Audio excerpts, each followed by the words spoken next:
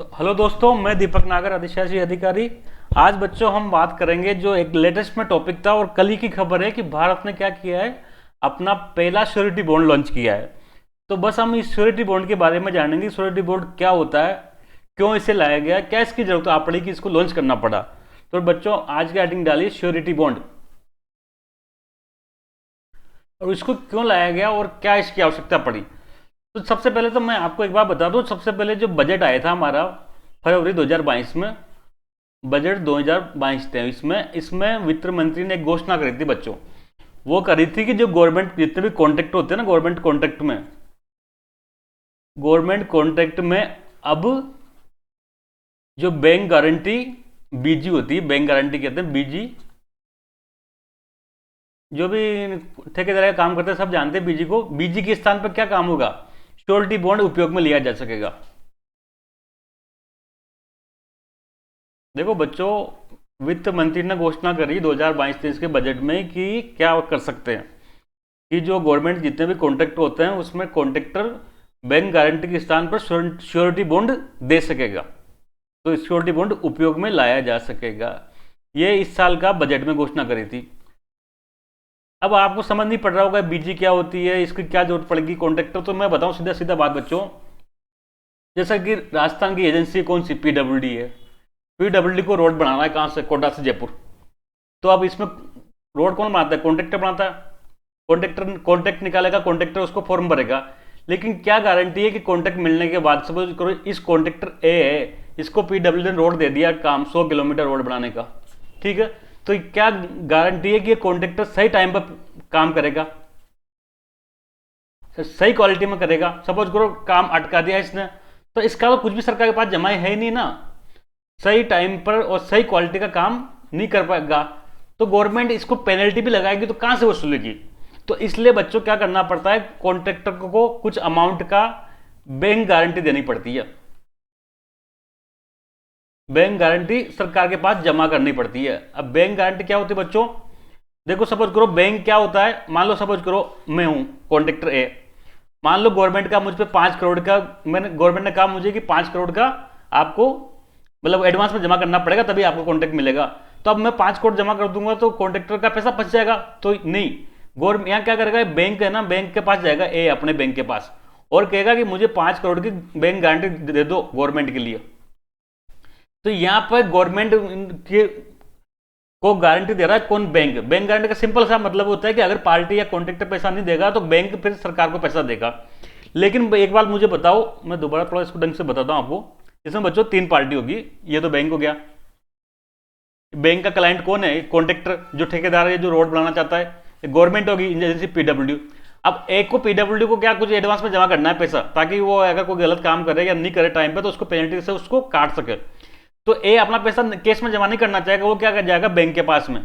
और ये set practice है, बैंक क्या करेगा, वो 5 करोड़ की बीजी जारी कर देगी बैंक गारंटी, बैंक इसके नाम पर, सरकार के नाम पे। और अगर कुछ भी बात हुई और गवर्नमेंट को पेनल्टी लगेगी और ए पेनल्टी जमा नहीं करता है तो बैंक क्या करेगा, बैंक 5 करोड़ रुपए उसको देगा। ये बैंक गारंटी होती है। पर बैंक क्या फ्री में करेगा बच्चों के काम, बैंक फ्री में नहीं करता, बैंक कुछ ना कुछ गिरवी रख के करता है। बैंक का हमेशा आपने देखा होगा, बैंक का काम क्या होता है, कोलेट्रल होता है, कुछ ना कुछ कोलेट्रल लेता है बच्चों।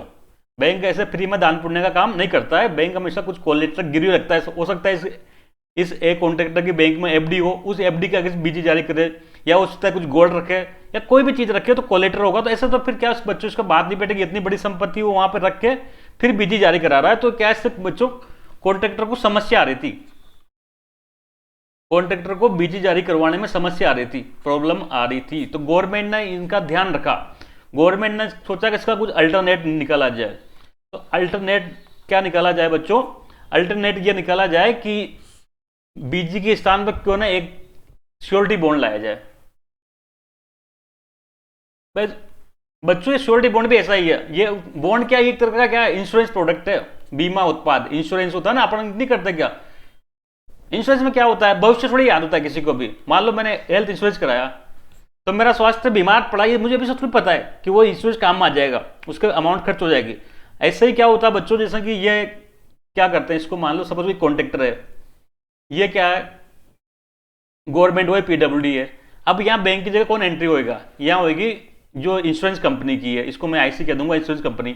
अब क्या करेगा ये इंश्योरेंस कंपनी, एक तरह की क्या करेगी, प्रोडक्ट लॉन्च करेगी, जैसे हेल्थ इंश्योरेंस होता है या लाइफ इंश्योरेंस होता है, ऐसे क्या एक प्रोडक्ट लॉन्च करेगी, इसको क्या कहेंगी, श्योरिटी बॉन्ड कहेंगे। बदले में क्या लेगी भाई, हेल्थ वाले भाई बीमा वाले क्या लेते हैं, प्रीमियम लेते हैं, ये कुछ पैसा यहाँ जमा कराएगा और कुछ प्रीमियम जमा कराएगा, बदले में ये श्योरिटी बॉन्ड जारी कर देंगे, इसको गवर्नमेंट के पास में आ जाएगा। अब आप सपोज करो ये कॉन्ट्रैक्टर ए मान लो नीट पेमेंट करता है, तो ये जो इंश्योरेंस कंपनी है वो उसको चुकाएगी। अगर ये टाइम पर चुका देता है पीडब्ल्यूडी को, तो इंश्योरेंस कंपनी का कुछ भी नहीं जाएगा, इसका प्रीमियम राशि जमा हो जाएगी इसके पास में। तो इस प्रकार से बैंक गारंटी के स्थान पर हम क्या ला दिए, ये श्योरिटी बॉन्ड का कंसेप्ट ला दिए। तो श्योरिटी बॉन्ड एक तरह का क्या इंश्योरेंस प्रोडक्ट है बच्चों, जो क्या करेगा, जो है ना, जो गवर्नमेंट कॉन्ट्रैक्ट जितने भी हो उनमें बैंक गारंटी के स्थान पर इसका लगा। अब बच्चों इसमें क्या इसकी राशि घट जाएगी, देखो यहाँ तो क्या मान लो 5 करोड़ की बिजली जारी करानी थी, तो 5 करोड़ रुपए का ही कोई कोलेटर रखना पड़ेगा इस बैंक के पास। लेकिन यहाँ पर क्या 5 करोड़ का है, मतलब प्रीमियम हो सकता है 1 लाख रुपए हो, 2 लाख रुपए हो, 5 लाख रुपए हो, तो बस ये प्रीमियम अमाउंट ही ठेकेदार को देनी पड़ेगी इंश्योरेंस कंपनी को। तो इससे क्या होगा, कॉन्ट्रैक्टर की बचत होगी। इसलिए भारत में क्या, विदेशों में, कई देशों में ये परंपरा रही है कि बैंक गारंटी के स्थान पर ये श्योरिटी बॉन्ड का इस्तेमाल करते हैं। तो बच्चों आप मुझे बताओ, जब श्योरिटी बॉन्ड एक कौन सा प्रोडक्ट है, इंश्योरेंस प्रोडक्ट है, तो इसको रेगुलेट कौन करेगा। जाहिर सी बात है, पेंशन के लिए अलग है, बैंक के लिए अलग है, इंश्योरेंस सेक्टर का रेगुलेटर कौन है बताओ, अरे बताओ, IRDAI, insurance regulatory and development authority of India, ये इसका रेगुलेटर है। तो इसने ना अभी लेटेस्ट में क्या कुछ गाइडलाइन भी जारी करी थी, कुछ रूल वगैरह जारी किए थे, इसके लिए क्या क्या नियम कायदे होंगे, क्या होगा, मतलब इसका श्योरिटी बॉन्ड के लिए क्या नियम होंगे, क्या इसके प्रीमियम राशि हो सकती है, सबके बारे में डिटेल गाइडलाइन जारी करी थी इल्डाई में। तो क्वेश्चन ये पूछा जा सकता है कि भाई श्योरिटी बॉन्ड के संबंध में गाइडलाइन कौन सी संस्था या कौन से रेगुलेटर ने जारी करी। तो बॉन्ड समझ गया, हम समझ ले कि कैपिटल मार्केट है, तो हम सेबी का ऑप्शन टिक लगा दें, सेबी नहीं, ये एक इंश्योरेंस प्रोडक्ट है, और इंश्योरेंस प्रोडक्ट पर रेगुलेशन कौन करता है, तो इल्डाई करता है।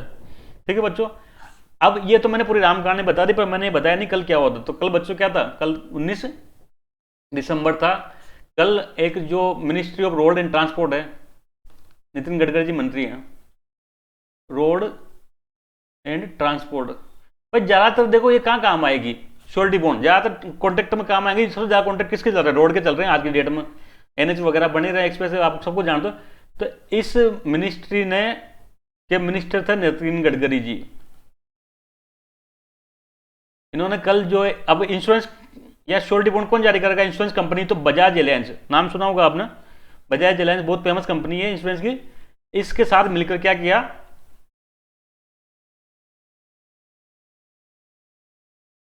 मिलकर देश का फर्स्ट श्योरिटी बॉन्ड लॉन्च किया। तो ये भी आपसे पूछा जा सकता है इन क्वेश्चन में, ऑब्जेक्टिव में, कि कौन सी प्राइवेट कंपनी ने देश का पहला श्योरिटी बॉन्ड लॉन्च किया, तो बजाज एलायंस ने।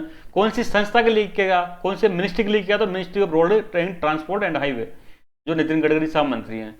ये चीज़ें आपको याद रखनी पड़ेगी। इल्डा इसके गाइडलाइन के बारे में, इल्डा ने गाइडलाइन जारी करी थी, बजट 2022-23 में इसके बारे में अनाउंस किया था। श्योरिटी बॉन्ड क्या होता है, इसके 4 ऑप्शन दे के अलग अलग पूछ सकते हैं, तो हमको थोड़ा सा इतना सा आइडिया रहेगा तो हम आराम से क्वेश्चन सोल्व कर सकते हैं। तो थैंक यू दोस्तों, जय हिंद।